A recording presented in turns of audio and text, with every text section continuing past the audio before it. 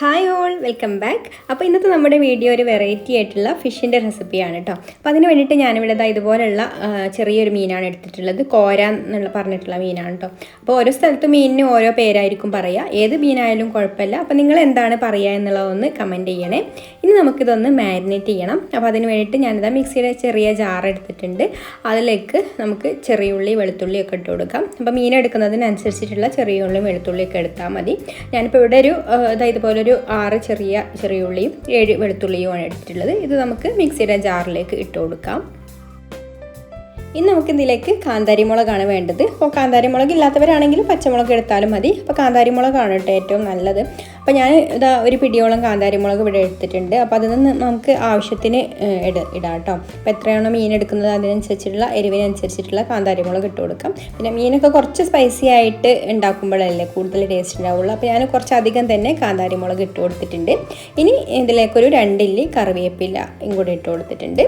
പിന്നെ ഇതിലേക്ക് ഒരു പകുതി നാരങ്ങ നീര് ഒഴിച്ചു കൊടുക്കുന്നുണ്ട്. ഇനി നമുക്കിതിലേക്കൊരു 1/2 ടീസ്പൂണ് പെരിഞ്ജീരകം ഇട്ട് കൊടുക്കാം.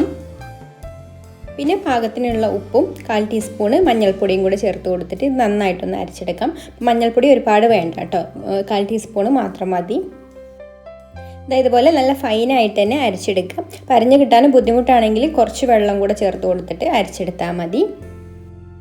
ഇനി നമുക്കിത് വൃത്തിയാക്കി വെച്ചിട്ടുള്ള മീനിലേക്ക് ഇട്ട് കൊടുത്തിട്ട് മീനിൻ്റെ എല്ലാ ഭാഗത്തും മസാലയൊക്കെ പിടിക്കുന്നത് വരെ ഒന്ന് തേച്ച് പിടിപ്പിക്കണം. അപ്പോൾ നിങ്ങൾക്കൊരു വീഡിയോ കണ്ടിട്ട് ഇഷ്ടമാണെന്നുണ്ടെങ്കിൽ ഒന്ന് ലൈക്ക് ചെയ്യാൻ മറക്കരുത്. അതുപോലെ തന്നെ ഇഷ്ടപ്പെട്ടിട്ടില്ലെങ്കിൽ ഡിസ്ലൈക്കും ചെയ്യാം.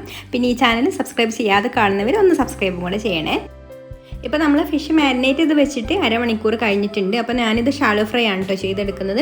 അപ്പോൾ അതിന് വേണ്ടിയിട്ട് പാന് ചൂടായിട്ടുണ്ട്. ഇനി നമുക്കിതിലേക്ക് വെളിച്ചെണ്ണ ഒഴിച്ചു കൊടുക്കാം. ഒരുപാട് വെളിച്ചെണ്ണ വേണ്ട കേട്ടോ ഷാലോ ഫ്രൈ ആയതുകൊണ്ട്. അപ്പോൾ ഞാനിതിലേക്കൊരു 1.5 ടേബിൾ സ്പൂൺ വെളിച്ചെണ്ണ ഒഴിച്ചു കൊടുത്തിട്ടുണ്ട്. വെളിച്ചെണ്ണ ചൂടായി വന്നതിന് ശേഷം നമുക്കിതിലേക്ക് ഇതുപോലെ ഓരോ മീനായിട്ട് വെച്ച് കൊടുക്കാം. ഇനി നമുക്കിതൊരു മീഡിയം ഫ്ലെയിമിലിട്ടിട്ട് ഫ്രൈ ചെയ്തെടുക്കാം. ആദ്യം തന്നെ ഹൈ ഫ്ലെയിമിലിട്ട് വെച്ചാൽ നമ്മുടെ ഈ ഒരു മസാലയൊക്കെ കരിഞ്ഞു പോകും കേട്ടോ. അപ്പോൾ മീഡിയം ഫ്ലെയിമിലിട്ടിട്ട് ഫ്രൈ ചെയ്തെടുത്താൽ മതി. ഇപ്പോൾ ഒരു സൈഡ് ഇവിടെ റെഡിയായി വന്നിട്ടുണ്ട്. ഇനി നമുക്കിതെല്ലാം ഒന്ന് തിരിച്ചിട്ട് കൊടുക്കാം. അപ്പോൾ ഓയിൽ കുറവുണ്ടെങ്കിൽ ഈ ഒരു സമയത്ത് ഒഴിച്ചു കൊടുക്കാം കേട്ടോ, മറിച്ചിട്ട് കൊടുത്തതിന് ശേഷം. ഇനി ഈ ഒരു സൈഡും കൂടെ റെഡിയായി വന്നാൽ നമ്മുടെ കാന്താരി ഫിഷ് ഫ്രൈ ഇവിടെ റെഡിയായി. അപ്പോൾ ഇത് ഏകദേശം റെഡിയായി വന്നിട്ടുണ്ട്. ഇനി കൂടുതലായിട്ട് മൊരിക്കണം എന്നുണ്ടെങ്കിൽ ഹൈ ഫ്ലെയിമിൽ വെച്ചിട്ട് ഒന്ന് മൊരിച്ചെടുത്താൽ മതി. അപ്പോൾ ഇനി മറ്റൊരു നല്ല റെസിപ്പിയുമായിട്ട് അടുത്ത വീഡിയോയിൽ കാണാം. Thank you for watching.